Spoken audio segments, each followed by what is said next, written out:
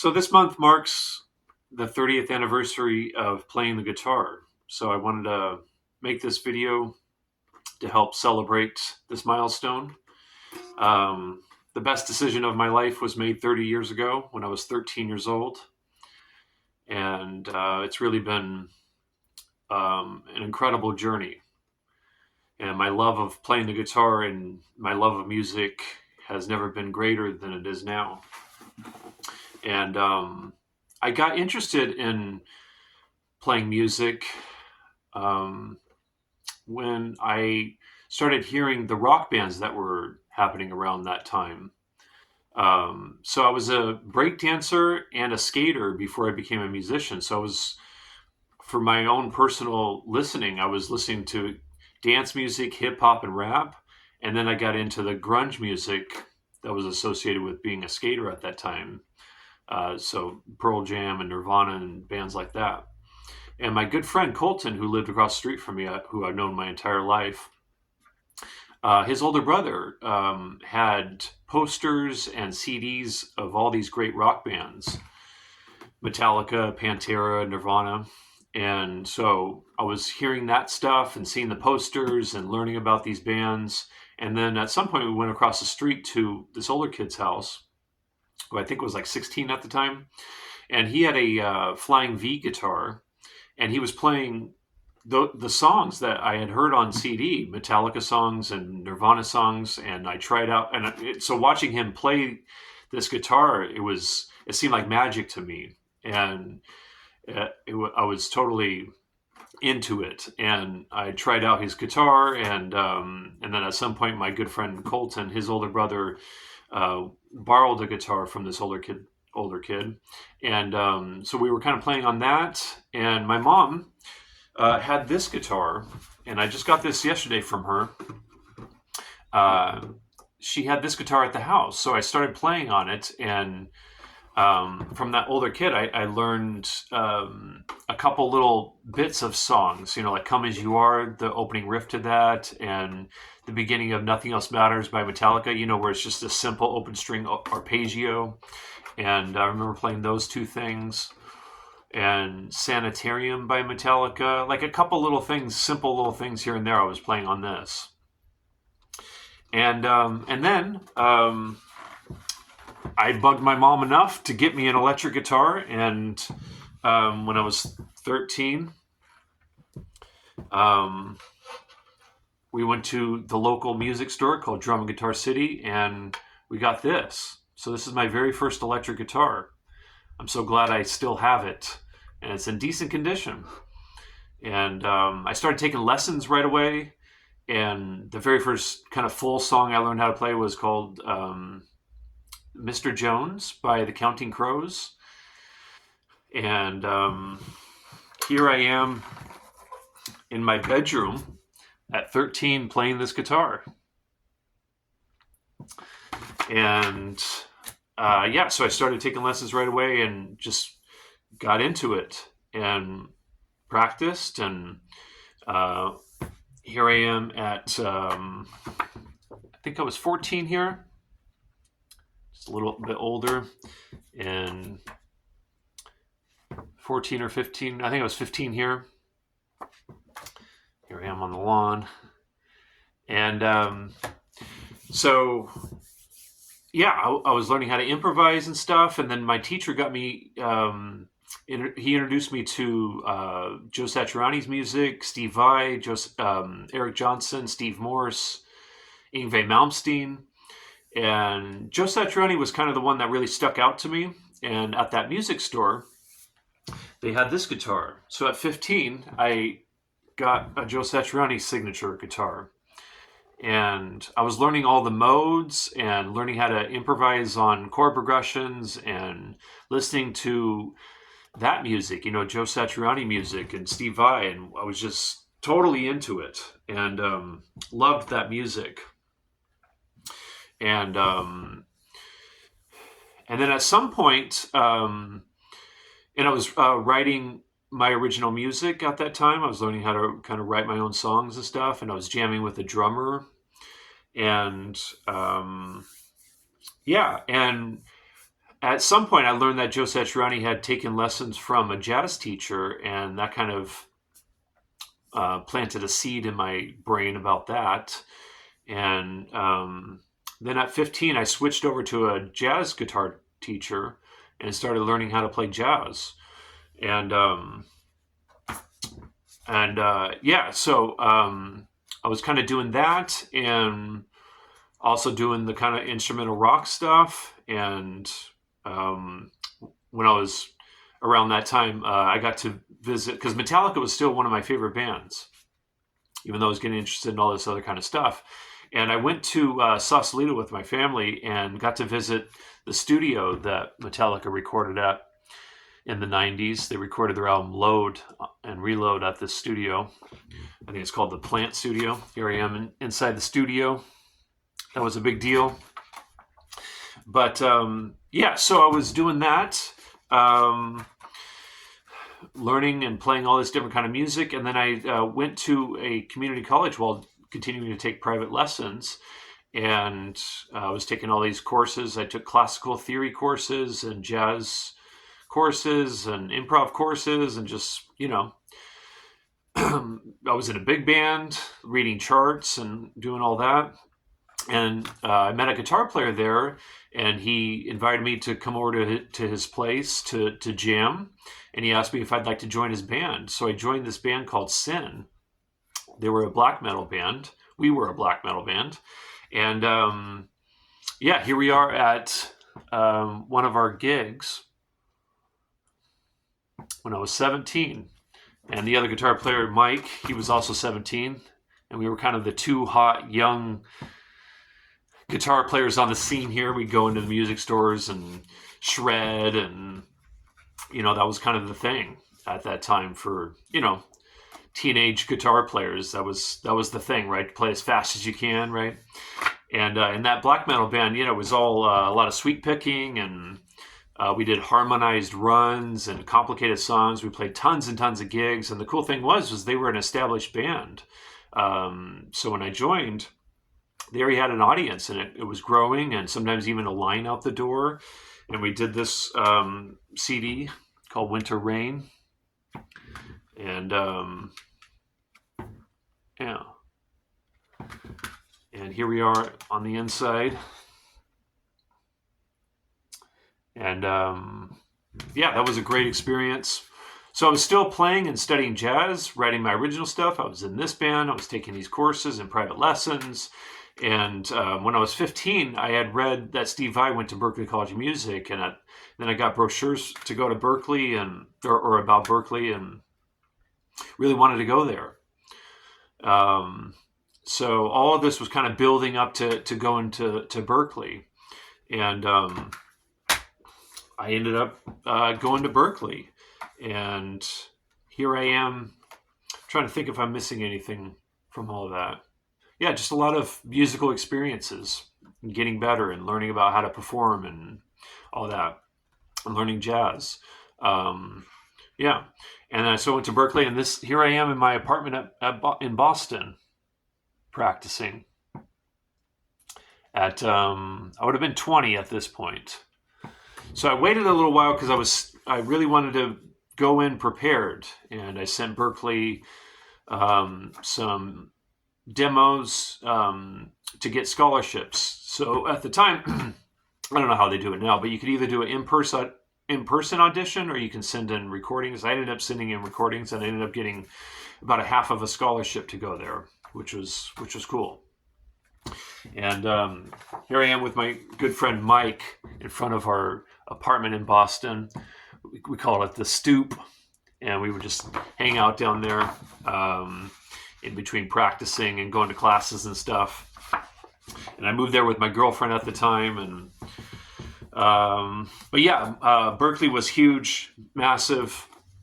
Studying with Mick Goodrick and Wayne Krantz and a bunch of other great musicians, and really learned how to play jazz and developed my original music more. And so when I got out of Berklee, I started teaching right away and writing my music and putting bands together. So I started teaching 5 days a week, and here I am after Berkeley, still playing the Joe Satriani guitar. That was still my main axe around this time. And yeah, so this is one of the first bands I put together. I called it Modified. I wanted to have it be a band kind of environment rather than just Tyson Graff band or Tyson Graff quartet or whatever. But yeah, this is the very first band I put together. And this is while I was teaching and writing music. And here's my first gig with as a leader in town. And I recorded this album, all original instrumental music. Here I am on the inside. And yeah, and then there was so many different iterations of that band, and then just playing gigs and really just doing the full-time professional musician thing. And this is one of the trios I put together after Modified. I ended up calling it the Tyson Graff Trio and Tyson Graff Band, and I ended up recording another album, all instrumental, again, original music, album called Clear. And here's the back. And I really like this picture. It's at a theater here in town called the Crest Theater. Good shot. Got a good photographer to do all this. Sorry for the glare. But yeah, recording albums, putting bands together, gigging. This is one of the trios I had. And yeah, playing one of the G&L guitars. So while I was at the music store teaching, I was playing my Joe Satriani guitar, and they had G&L guitars, and I wasn't familiar with G&L before teaching there. And G&L is George Fullerton and Leo Fender. So I started buying G&L guitars, and the thing that I really liked about them was they were really high quality, and they weren't very well known. So I kind of felt like it was kind of it felt more personal somehow, rather than playing a Joe Satriani signature guitar, So this became my main guitar, and I have 4 G&Ls, and for those that don't know, G&L is George Fullerton and Leo Fender. And so Leo Fender left Fender because he wanted to change the guitars. He had innovative ideas about how to improve the guitars. But at the time, Fender was such a huge company, Eric Clapton and Jimi Hendrix and so many of the great guitar legends were playing Fenders, and the people in control of the company at that point said, you can't change anything, you can't muck with something that's working so well. So anyways, that's this company, and it's an amazing guitar company, and this became my main guitar. And after all those bands and stuff, I ended up kind of changing direction, and my music became more improvisational. And I went into a deep study. I just practiced, 8 hours a day, and really developed a new approach, and kind of went through this whole reinvention.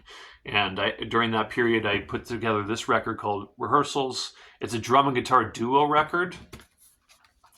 There's 8 tracks, and so my good friend Colton, who I mentioned earlier, designed this. That's an infinity sign at the top. And there's a back with the clock. And at the time, I was deep into studying Wayne Krantz's book. Wayne Krantz, who I studied with at Berkeley when I was 21. He had a huge impression. He made a huge impression on me. And I started studying out of his book and getting deep into practicing all 2048 tonalities and how to improvise with all that, and how to write more personal kind of music, to where it's not necessarily instrumental rock anymore. It's, a kind of music that just felt more personal. And then having the G&L guitar. And so I was really headed in this direction of becoming a more original voice. And during that time, I went to New York City to study with Wayne. And here we are in New York City. And then I ended up a year later, going to New York City again, studying with them, and here I am with Wayne Krantz at the 55 Bar, legendary dive bar in New York City, where many great musicians played. And and I just kept diving deep into music and putting more bands together, and I studied with Wayne on and off for some years, and here we are in Oakland at Yoshi's. That day was a huge day for me when I played before this gig. This is that Wayne's gig. I love this photo. I thought it was really cool. Wayne just said he loved what I was doing musically and the lesson I had with him before this gig, and the day of this gig, actually, at his hotel room in Oakland. And I improvised for him, and he even said I mastered time, which at the time when I played for him, the time was great, but I have not mastered time. I'm still working on time. But yeah, I was playing jazz while playing my original music, and this is one of the jazz duos I had. It's called The Afterlife. This is my good friend Zach and I. Zach, I've known since high school. Here we are at a gig with my niece up front. Thought that was a cool photo. And I ended up getting a 175 when I was 25. So to play jazz, this guitar. I love this guitar. And so I was always doing my original music and jazz and developing both. And here's Zach and I in front of Harlow's, one of the better venues here in town. We played there. And here's one of my original groups performing live. I hooked up with this drummer named Mike Johnson. He's a well-known, pretty famous drummer. Not a great photo, but I thought this was cool. We had a duo called Mike Tyson. Mike Johnston, Tyson Graff, Mike Tyson. And then that became a trio. And here we are at one of our gigs. Really fun band. There's at least one clip of us playing on YouTube. I mean, as a trio. Yeah. And I had so many different iterations of the Tyson Graff trio, different versions of it. This is one with a different bass player. Same bass player here. Jerry Pineda was his name. And I had this regular gig at the Shady Lady for a handful of years. I don't know, like 6 years. I played there every week, pretty much. Yeah. Jazz and my original music, and playing other jazz gigs and playing at other venues and all that. And that kind of gets us up to date here. But one of the things that I think is really cool is I started on my mom's nylon acoustic classical guitar, and for the last couple of years, that's kind of where I've landed, is playing a classical guitar. And I've been taking it very seriously lately. And to kind of kick off this whole 30-year anniversary milestone, I put together a 4-year plan of becoming an advanced classical guitar player. So that's my big goal right now, musical goal. And so I've been shedding on this a lot, taking it very seriously. And so that's kind of my dream right now, is to become an advanced classical guitar player and add that to my original music and jazz, and be this kind of 3-dimensional kind of musician, guitar player. And like I said, I mean, I love the guitar and music more now than ever before. It seems like my love of it and my appreciation of it just keeps going up, and it's been such a huge, the most important thing in my life, really. So, my mom framed this. I'm not sure why. I guess she liked this photo, but here I am more recently with my G&L guitar. Thought it was kind of a cool shot. Anyways, thanks for watching. There's some of the highlights in this journey. Plenty more to talk about, but I'll leave it at that. Thanks for watching.